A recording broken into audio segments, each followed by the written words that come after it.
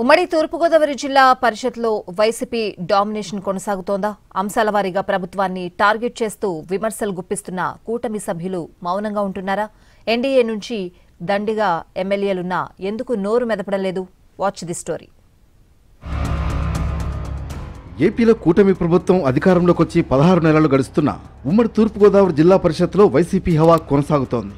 YCP సభ్యుల విమర్శలకు ప్రభుత్వం తరఫున కౌంటర్ ఇచ్చే నేతలే కరువయ్యారు. 2021లో జరిగిన ఎన్నికల్లో జెడ్పీ పీఠాన్ని వైసీపీ కైవసం చేసుకుంది. జిల్లా పరిషత్ చైర్మన్గా ఎన్నికైన విప్పర్తి వేణుగోపాలరావు పదవీ కాలం వచ్చే ఏడాది సెప్టెంబర్ వరకు ఉంది.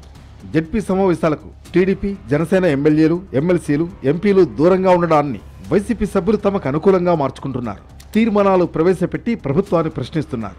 అయితే జిల్లా పరిషత్ సమావేశాలకు బీజేపీ ఎమ్మెల్యే, ఎమ్మెల్సీ మాత్రమే రెగ్యులర్గా హాజరవుతున్నారు. టీడీపీ, జనసేన నుంచి ఒకరిద్దరు తప్ప మిగతా వారు సంబంధం లేదన్నట్లు దూరంగా ఉంటున్నారన్న చర్చ జరుగుతోంది.